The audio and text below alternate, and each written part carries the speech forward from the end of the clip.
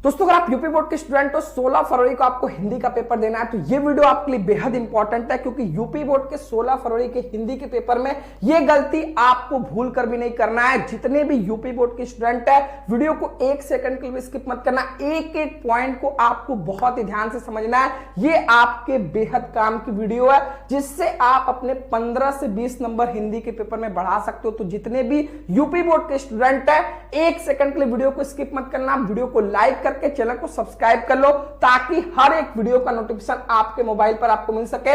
और जो भी बच्चों की हिंदी की तैयारी नहीं हुई है इस वीडियो के लास्ट में एक बहुत बड़ा सरप्राइज है जिससे आपके हिंदी की तैयारी बहुत अच्छे से हो सकती है। तो वीडियो को लास्ट तक जरूर देखना और एक एक पॉइंट को बहुत ही ध्यान से समझना। सबसे पहला काम कि जो आपकी कॉपी का फर्स्ट पेज होता है, फर्स्ट पेज कौन सा जो आपको भरने के लिए मिलता है, जहां पर आप अपने अनुक्रमांक, अपना विषय, परीक्षा का दिन। सबसे इंपॉर्टेंट बात है कि जल्दबाजी आपको बिल्कुल नहीं करना है क्योंकि अगर ये गलत हुआ पहला पेज तो एग्जामिनर पर इससे गलत प्रभाव पड़ता है क्योंकि वो सोचता है 10-12 का स्टूडेंट है और उसे अपना नाम रोल नंबर देखकर लिखने में गलती कर दे रहा है तो जरूर इसने क्वेश्चन में भी आगे गलती किया होगा। तो सबसे पहला काम आपको परीक्षार्थी का अनुक्रमांक अपने एडमिट कार्ड से परीक्षार्थी का अनुक्रमांक शब्दों में एटलीस्ट 10 बार आप प्रैक्टिस कर लो कि ये मिस्टेक ना हो। विषय और सबसे इंपॉर्टेंट काम है कि ये जो पेपर कोड है ये अपने पेपर में देखकर आपको लिखना है। परीक्षा का दिन, परीक्षा का तिथि पाली और केंद्र का नाम, इसको भी आप अपने एडमिट कार्ड से देखकर लिखोगे। और जितने भी 10th के स्टूडेंट है इस बार आपका OMR सीट है तो जितने भी बच्चे देख रहे हैं आपको यहां पर हस्ताक्षर करना है और आपके जितने भी स्टूडेंट है एक यहां पर हस्ताक्षर करना है। तो दो जगह आपको साइन करना है। यहां पर प्रश्न पत्र मार्का सीरीज ये जो आपका पेपर कोड मिलेगा यहां पर आपको भरना है और यहां पर आपको सभी क्वेश्चन का जवाब देना है। तो जितने भी स्टूडेंट इस वीडियो को देख रहे हैं सबसे पहली गलती तो आपको ये नहीं करना है कि आपको पहले पेज पर एक भी मिस्टेक नहीं करना है। अब जो सेकंड सबसे इंपॉर्टेंट बात है कि सबसे पहले आपको पेपर मिल जाता है, कॉपी 15 मिनट बाद मिलता है। तो जब 15 मिनट और स्टूडेंट आपस में बातचीत करेंगे तो जो 15 मिनट है इसमें आपको पेपर पढ़ने के लिए मिला है। तो सबसे पहले आपके निबंध में 5 ऑप्शन रहेंगे तो आपको देख लेना है कि कौन से निबंध पर आप बहुत अच्छे से लिख सकते हो। आपको देख लेना है 15 मिनट में कि कौन से पत्र आपको करने हैं। जीवन परिचय और साहित्यिक परिचय में आपको कौन से लेखक की सभी रचनाएं याद है। आपको बहुविकल्पी क्वेश्चन आ रहे कौन से, आपका गद्यांश पदांश जो आया वो किस लेसन से लिया गया, उसके लेखक कौन है, ये 15 मिनट में आपको देख लेना है क्योंकि इससे आपको बहुत फायदा मिलने वाला है। वो क्या फायदा मिलने वाला है मैं आगे आपको बता रहा हूं। तो सेकंड सबसे इंपॉर्टेंट काम करना है कि ये जो 15 मिनट है आपको इसमें बातचीत दोस्तों से कर नहीं बिताना है। आपको ये सारी चीजें करनी है ताकि आप और स्टूडेंट से आगे निकल सको।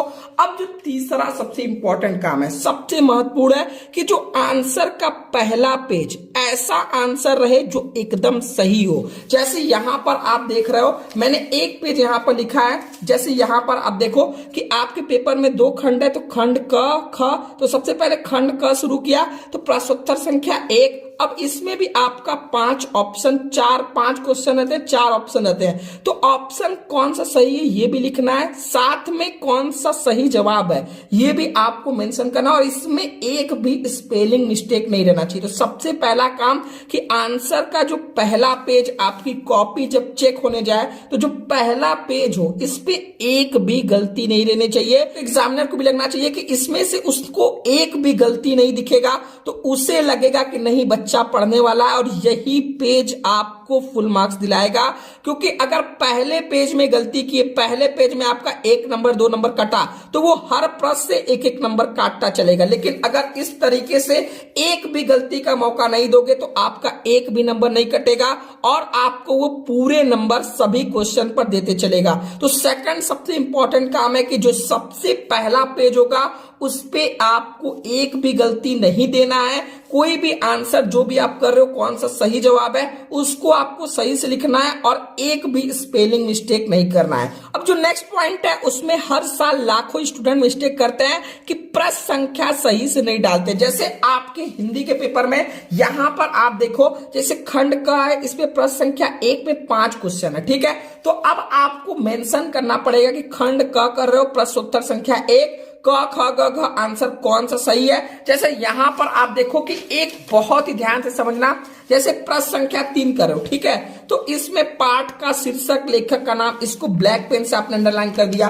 अब यहां पर आप जैसे प्रश्न संख्या 5 में जो आपका जीवन परिचय, साहित्यिक परिचय, उसमें 3 ऑप्शन है, ठीक है, तो का आपने कर रहे हैं और तीसरा कर रहे हो डॉक्टर वासुदेव अग्रवाल, तो आपने मेंशन कर दिया। अब इसकी प्रमुख कृतियां निम्नलिखित है, इसको ब्लैक पेन से अंडरलाइन कर दिया। यहां पर संक्षिप्त परिचय करके डाल दिया। अब जैसे यहां पर खंड ख में आप देखते हो कि आपका जो गदांश पदांश वाला रहता है, ठीक है, तो आप कौन सा गदांश कर रहे हो या कौन सा पदांश, तो यहां इस तरीके से आप डैश डैश करके मेंशन कर दोगे।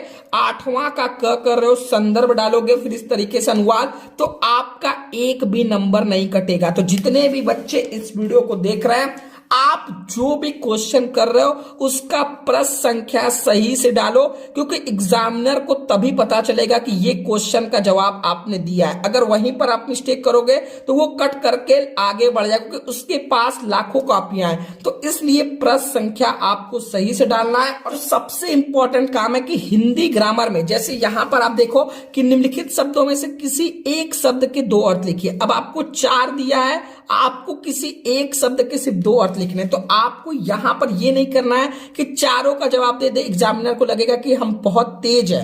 आपको ये मिस्टेक नहीं करना है। हिंदी ग्रामर में अगर एक क्वेश्चन बोला है तो एक ही करना है। और सबसे इंपॉर्टेंट काम, अगर रस छंद अलंकार है, कोई ऐसा चीज है जिसमें उदाहरण एक बोला है तो एक ही उदाहरण करो, 2 उदाहरण देने की कोई जरूरत नहीं है। और सबसे जो लाखों स्टूडेंट हिंदी में मिस्टेक करते हैं कि ऐसे को आपको पूरा कॉपी नहीं भर देना है कि पता चला 6-7 पेज का ऐसे लिखकर चले आए। आपको टू द पॉइंट लिखना है, अपना टाइम ऐसे में नहीं बर्बाद करना है। आपको ऐसे को अट्रैक्टिव बनाने के लिए बेस्ट सब हेडिंग लगाना है। जैसे आपने जिस टॉपिक पर हेडिंग चूज की हो, एटलीस्ट उस पर 6 सब हेडिंग रहे और वो 6 सब हेडिंग आपके टॉपिक से मिलते जुलते रहने चाहिए, तो आपको ऐसे पे 9 में से 9 मिलेगा। इसलिए ऐसे पर पूरा कॉपी भरने की जगह उसको टू द पॉइंट और ऐसे सब हेडिंग का प्रयोग करो जिससे आपका ऐसे अट्रैक्टिव हो। और सबसे इंपॉर्टेंट बात है कि आपको कुछ प्रश्नों के फॉर्मेट पर ध्यान देना है। जैसे पत्र कैसे लिखना है, शुरुआत में क्या लिखाएगा, लास्ट में क्या लिखाएगा, उसके बीच में विषय कैसे लिखाएगा। पत्र का फॉर्मेट बहुत इंपॉर्टेंट है। निबंध को कहानी की तरह नहीं लिखना है। प्रस्तावना हो गया, उसके 4-5 सब हेडिंग। अगर बेरोजगारी पर निबंध है तो बेरोजगारी से कैसे आप निजात पा सकते हो, इस पे आप कुछ बात लिखो। लास्ट में उपसंहार।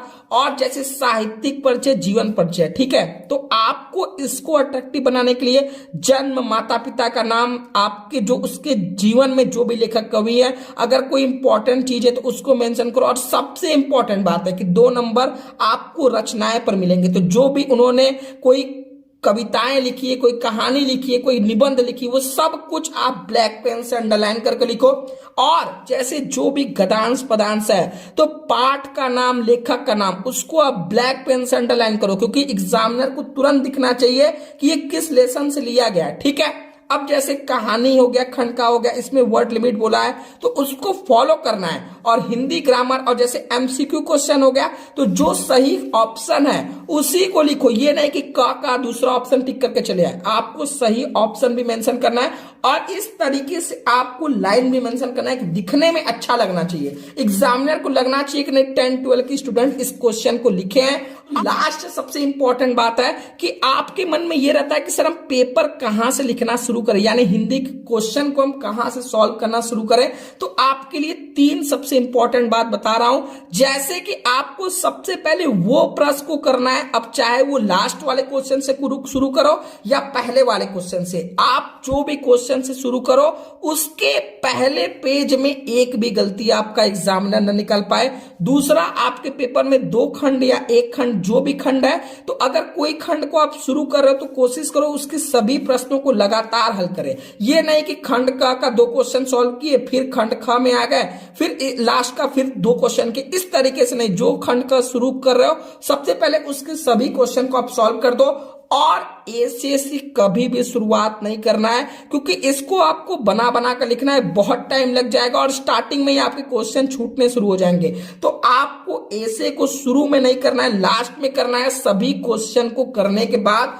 और अपना टाइम मैनेजमेंट आपको बनाकर रखना है कि किस क्वेश्चन में कितना टाइम देना है। तो ये कुछ मिस्टेक है जो आपको भूल कर भी नहीं करना है। और जो मैं सरप्राइज का बात कर रहा था क्लास 10th और 12th के हिंदी के पेपर के लिए, तो अगर अभी तक आपकी तैयारी नहीं हुई है तो मैं 10th और 12th के लिए 2 पेपर ऐसे लेकर आया हूं जो आपके लिए बेहद इंपॉर्टेंट है। अगर आप उस 2 पेपर को तैयार कर लेते हो तो आप 70 से 80 मार्क्स सिर्फ उस 2 पेपर से तैयार कर सकते हो, और उसका लाइव सॉल्यूशन मैं आज कराने वाला हूं। दोनों क्लास का लिंक मैं डिस्क्रिप्शन में प्रोवाइड कर रहा हूं। आप 1-20 सेकंड के लिए उसमें से कोई भी क्वेश्चन को छोड़ना मत, क्योंकि वो आपके लिए बेहद इंपॉर्टेंट है। तो आई होप आपको ये वीडियो पसंद आया होगा। वीडियो पसंद है प्लीज वीडियो को लाइक करो, चैनल पर सब्सक्राइब करो।